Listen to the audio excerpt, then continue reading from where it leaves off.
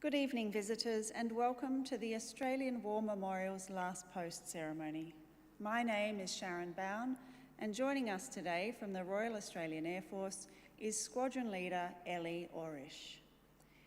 We warmly welcome the family of Flight Sergeant Raymond Yabsley, whose story will be told shortly. We welcome the veterans who have served, those that are still serving, and the families that love and support them. We acknowledge the members of RSL and Services Clubs Association, RSL Victoria and RSL Queensland, who are watching the broadcast of this ceremony across Australia. During this evening's ceremony, wreaths will be laid at the base of the pool of reflection by visitors to the memorial. If you are able, would you please stand and join in singing the National Anthem?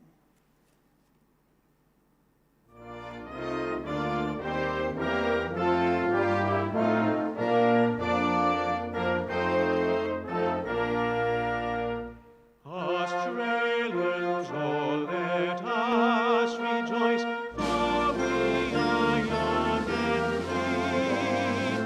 We've golden soil and wealth for toil, our home is earth by sea.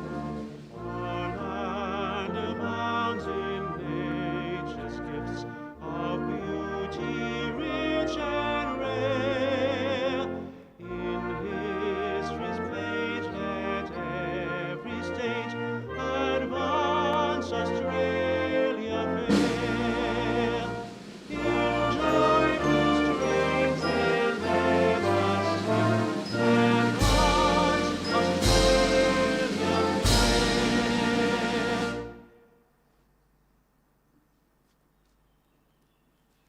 Those requiring a seat, please be seated.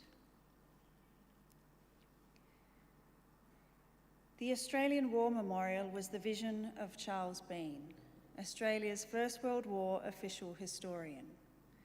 Bean landed with the Australian troops on Gallipoli and stayed with them at the front through to the end of the war.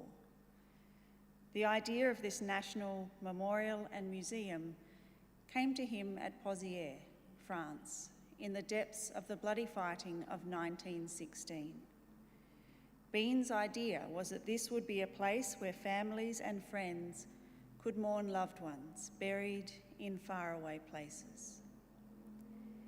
It would also be a place that could help all Australians understand what these men and women had endured and what they had done for us. Bean's vision, to which we remain true, is best expressed as inscribed in the entrance to the memorial's galleries. Here is their spirit, in the heart of the land they loved, and here we guard the record which they themselves made. Tonight we will read the story behind just one of those on the Roll of Honour, which lists the names of more than 102,000 men and women who have given their lives for us in war and on operations for more than a century. But first, we present a lament, Flowers of the Forest. Wreaths and floral tributes will now be laid at the base of the pool of reflection.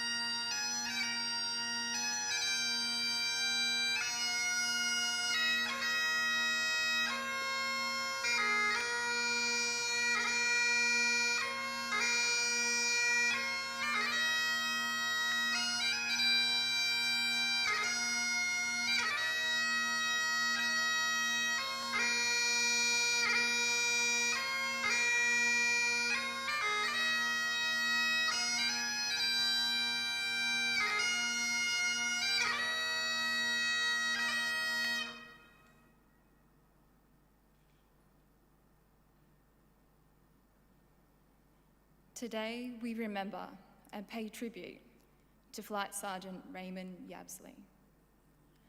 Raymond Yabsley was born in the Sydney suburb of Marrickville on the 27th of September 1924, the son of Harry and Maud Yabsley. Known as Ray, he attended Belmore Public School and then Sydney Technical High School in Paddington, earning his intermediate certificate in 1939. He began working as a maintenance mechanic at the Service Box Company factory in Redfern. He met a young lady named Bonnie, who had just started working at the factory.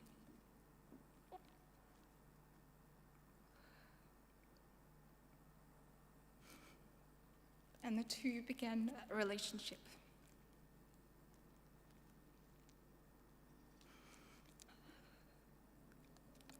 While Raymond was fond of swimming, cycling and football, he was mad about model planes. Given this, it was no surprise that he was keen to join the Royal Australian Air Force. He began training in the Air Training Corps in April 1942, joining No. 24 Squadron at Ashfield, and applied to be an air crew member in July, with signed permission from his mother. On the 5th of December 1942, Ray Yabsley enlisted in the RAF at the age of 18.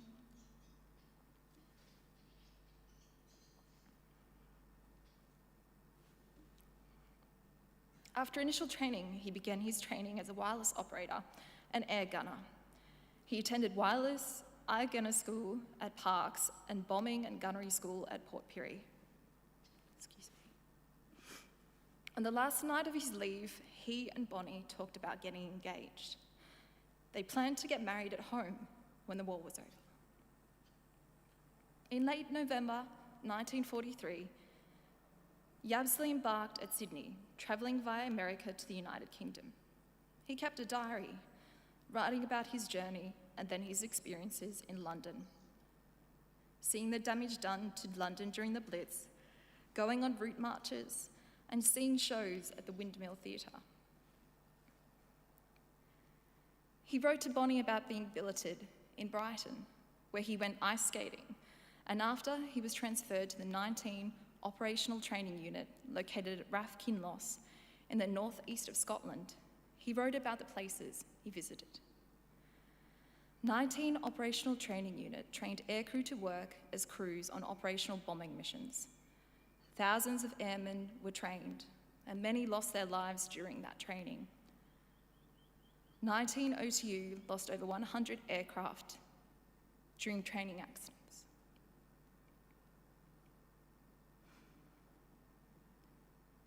On the night of the 27th of August, 1944, Yabsley was the wireless operator and air gunner on a twin-engined Whitley medium bomber that had been detailed to carry out operation training exercises in bombing, cross-country, and air firing. After completing the bombing exercise, the crew carried on with the cross-country exercise. Communication with the aircraft continued until about 2:30 a.m. on the 28th of August. Nothing further was heard from the aircraft, which did not return to base. Searches were carried out over the following days, but no trace of the missing aircraft or crew members was found. It is believed that the plane crashed into the North Sea off the east coast of Scotland. The crew members were listed as missing, presumed dead. They were Flight Sergeant Peter Caddy, Sergeant John Crawford, Sergeant John Finch, Sergeant Richard Tibbles, Sergeant Francis Triffett, and Flight Sergeant Raymond Yabsley, who was 19 years old. The last entry in Yabsley's diary read, "I've just started writing a letter to Bonnie. We have just been called out. We'll finish it when we get back."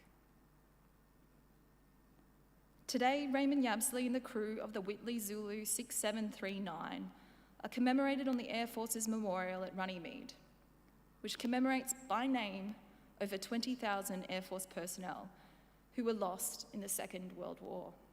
flying from bases in the UK and northwestern Europe, and who have no known graves. His name is listed on the Roll of Honour on my left, among almost 40,000 Australians who died while serving in the Second World War. His photograph is displayed today beside the pool of reflection. This is but one of the many stories of service and sacrifice told here at the Australian War Memorial. We now remember Flight Sergeant Raymond Yabsley, who gave his life for us, for our freedoms, and in the hope of a better world.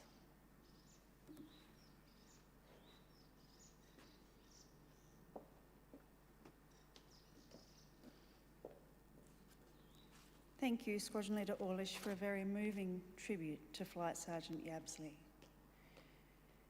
Will you please stand for the reading of the ode and the sounding of the last post?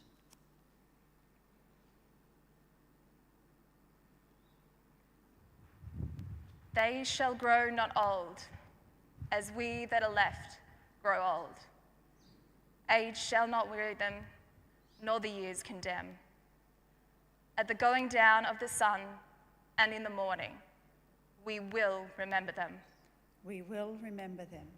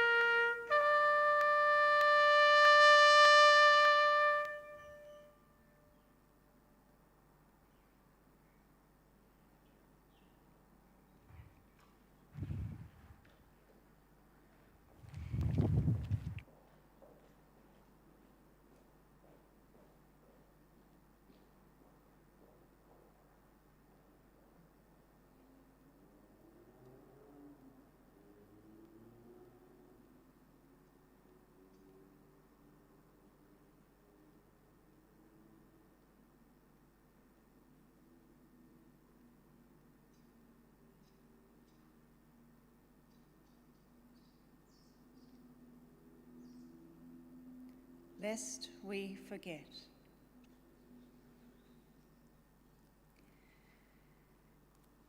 We leave you this evening with the words of the memorial's founder, Charles Bean. Many a man lying out there at Pozières or in the low scrub at Gallipoli, with his poor, tired senses barely working through the fever of his brain, has thought in his last moments, well, it's over. But in Australia, they will be proud of this. Ladies and gentlemen, girls and boys, that concludes the last post ceremony. We thank you for visiting the Australian War Memorial, and we wish you all a very good evening. Thank you.